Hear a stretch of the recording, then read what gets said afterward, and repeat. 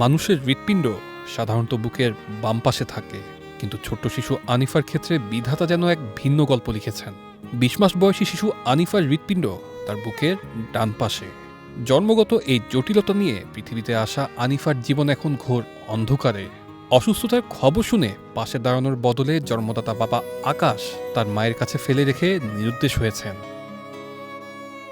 ওনার operation করতে হবে 4টে অপারেশনে ওনারা একটা আমাকে আইডিয়া দিচ্ছে, 4টে অপারেশনে 25 লক্ষ টাকা যাবে আর প্রথম অবস্থাটা কত টাকা যাবে সেটা দিচ্ছে। প্রথম অপারেশন 8 লক্ষ টাকা যাবে, আর বাদ বাকিটা বাড়তে পারে, কমতে পারে, বেশি দিতে পারে। এই শিশুটি হয়তো সুচিকিৎসা নিয়ে আমাদের মাঝে বড় হয়ে উঠবে এবং তার মায়ের মুখের যে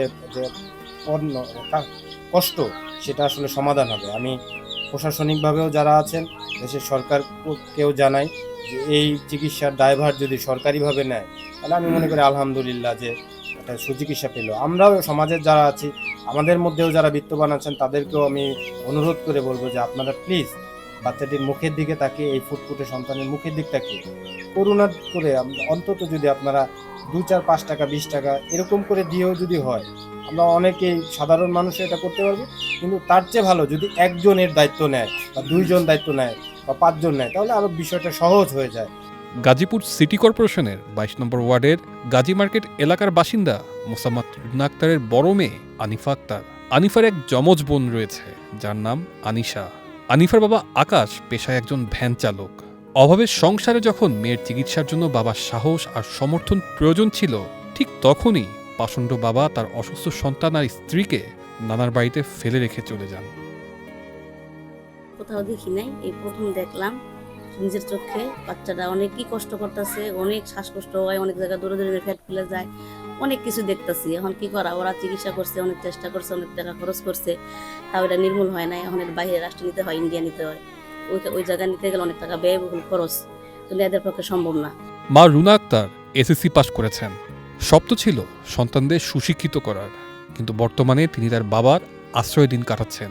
আনিফার নানা মোহাম্মদ আব্দুল মান্নাফ সামান্য এক বেতনে চাকরি করেন। বড় এই পরিবারের খরচ মিটিয়ে নাতনির জটিল ও ব্যয়বহুল হৃদরোগের চিকিৎসা করানো তার একার পক্ষে কষ্টকর হয়ে পড়েছে। সিজার পর থেকেই ওর শ্বাসকষ্ট হচ্ছিল, তখনই সাথে সাথে ভর্তি করা হয়েছে ও হসপিটালে। তারপর বিভিন্ন হসপিটাল আর কি ঘোরাঘুরির পর আর কি আমরা 4-5টা হসপিটাল ঘোরাঘুরির পর নিশ্চিত হতে পারছি ওর হার্টটা, আমাদের নর্মালি হার্টটা বাম সাইডে থাকে, ওর হার্টটা হলো ডান সাইডে। হার্টের ভিতরে 2টা ছিদ্র আছে, মাঝখানে পর্দা নেই, রক্তনালীগুলো চিকন, বাল্বেরও সমস্যা আছে। আমরা এখানে ডক্টরের সাথে কথা বলার পরে ওনারা বলছে যে বাংলাদেশে ওর অপারেশন সম্ভব না, ইন্ডিয়া নিয়ে যেতে হবে। ওর বাবা আর কি এই অসুস্থতা জানার পর আমার শ্বশুরবাড়ি থেকে কোনোভাবেই সাহায্য করতেছে না। ওরা কোনো খোঁজ খবর, আমাদের মেয়ের কোনো খোঁজ খবর, আমার কোনো খোঁজ খবর ওরা নেয় না। ওরা আগে থেকে আর কি কোনো খরচপাতি দিচ্ছিল না। আর অসুস্থ হওয়ার পর যখন শুনছে যে ইন্ডিয়া নিয়ে অপারেশন করতে হবে, তখন থেকে টোটালি আর কি যোগাযোগ বন্ধ। তো সিজারের পরই আর কি আমরা 4-5টা হসপিটাল ঘোরার পরে আর কি 9 দিনের মাথায় যে আর কি নিশ্চিত হতে পারছি যে ওর এই সমস্যাটা। ওনারা এক কথা বলছে বাংলাদেশে ওর অপারেশনটা করানো সম্ভব না, অনেক রিস্কের উপরে হয়ে যায়, ওর জীবনও বাঁচাতে পারবে এরকম কোনো আশ্বাস দিতে পারেনি ডক্টররা। আমার যে স্বর্ণ অলংকার ছিল এগুলো আর কি বিক্রি করা হয়েছে। আমার ডিপিএস এর যে টাকা পয়সা ছিল, আমার আব্বু যে ডিপিএস এর টাকা পয়সা ছিল, সবগুলো আর কি ভেঙে আমার তখন আর কি 1 মাস যে এনএসসিতে ছিল তখন এই খরচগুলো আর কি বহন করা হয়েছে, দ্বিগুণ হবে এটা বলে দিচ্ছে।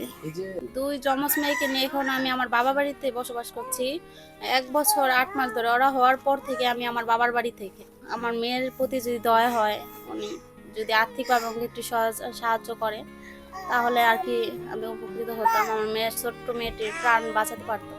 আনিফা বাঁচতে চায়, উন্নত চিকিৎসার সুযোগ পেলে সেও হয়তো তার যমজ বোন আনিশার মতো স্বাভাবিকভাবে বেড়ে উঠতে পারবে।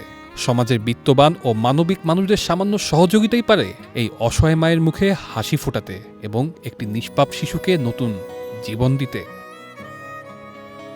তানজিলুর রহমান তুষার, বৈশাখী সংবাদ।